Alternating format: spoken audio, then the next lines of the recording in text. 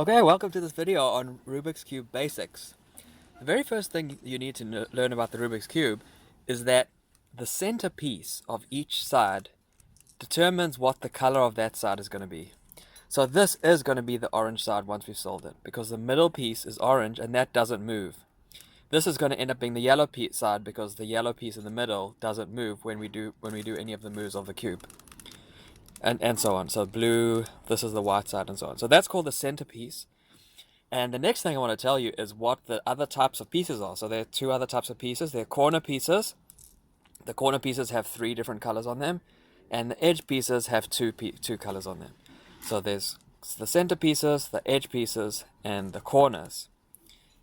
And the third thing that I wanted to tell you about in this video is the notation that we use that you'll also see online in tutorials and algorithms for solving the cube about what the different moves of the cube are. So here's the thing. To perform specific things on the cube, say we wanted to move these 2 pieces, if we wanted to switch them with the pieces below them, then there's going to be a series of moves that we're going to carry out, and that's going to be the topic of the next video. I'm going to give you that specific algorithm. I did a few moves, and what they did was switch these 2 pieces with these 2 pieces. Okay, so I'll carefully explain that algorithm in the next video. But every single thing you do on the cube to solve it is going to be something of that kind. So if you end up in this position where these 2 pieces are switched with these 2 pieces, then you have to undo what I just did, and that's an algorithm. So to carry out this algorithm, you need to know which sides of the cube to turn and which directions. And in order to do that, what we require is some notation to make it more convenient and easy to refer to the things that we're doing when we're moving the cube. So here's how the notation is going to work. We're going to fix a front side of the cube. So you're going to hold the cube facing with that side, and for this, pick, say, the white side as the front and the red side as the top. And remember, that means looking at the center piece. The central white piece should be facing you. The red piece should be on the top. And with this choice, the white, this slice at the front, this white slice is going to be called the front slice. Okay, and the red on the top is going to be called the up slice. So if we turn the front slice 1/4 turn in the clockwise direction, if we're looking at this side, turn it 1/4 turn in the clockwise direction, that's going to be the move that we will denote with the letter F for front. Now for the back side of the cube is going to be the yellow side. And looking at that side, if we do 1/4 turn in the clockwise direction, that's going to be called the move back, or B. So we have the move F, which is the front, turn that side clockwise. As if you're facing the white side, turn it clockwise. Okay, and then the back side, if you move the back side clockwise as if you're looking from that side, okay, that's going to be that way.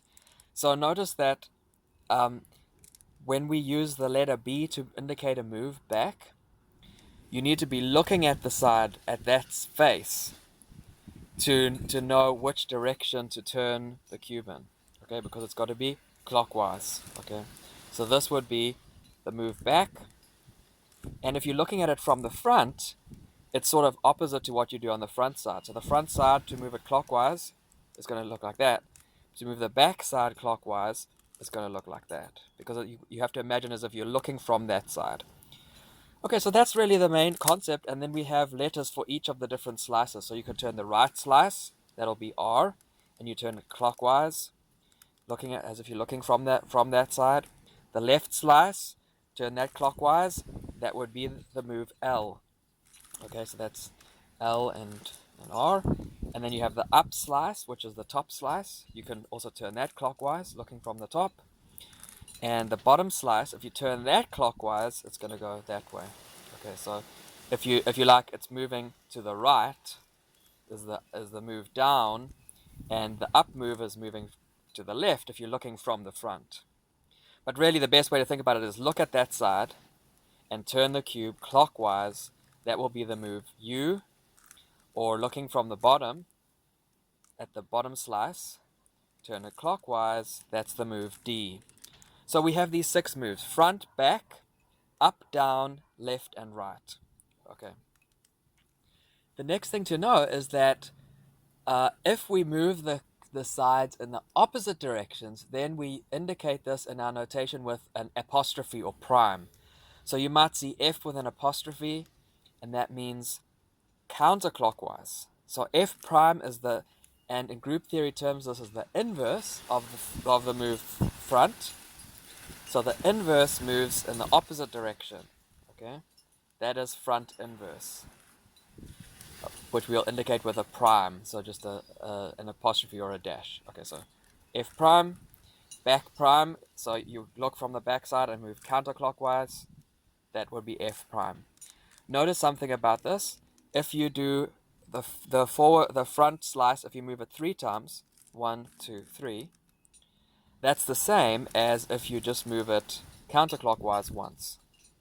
Then it has the same effect.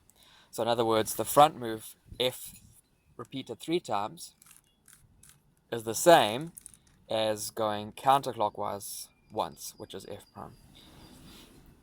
And then the same is for each of these different sides. So for the up slice, for example, if you go counterclockwise, that's U prime, and so on. Left slice, counterclockwise, is L prime.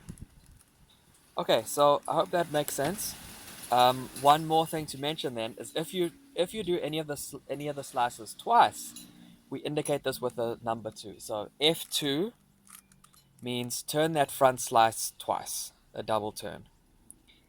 Okay, and back 2 would mean turn the back slice twice.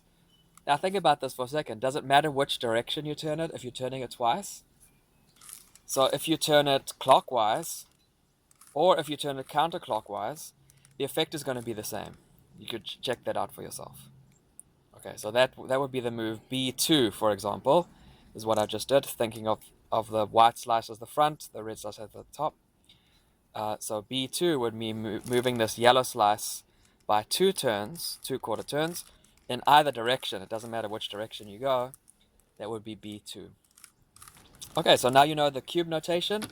You know that the centers tell you which sides, which colors each side is going to be.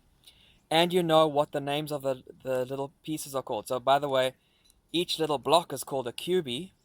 And now you know that there are edge cubies, center cubies, and corner cubies. Okay, so we're going to use all this terminology and notation in the rest of the videos. Thank you.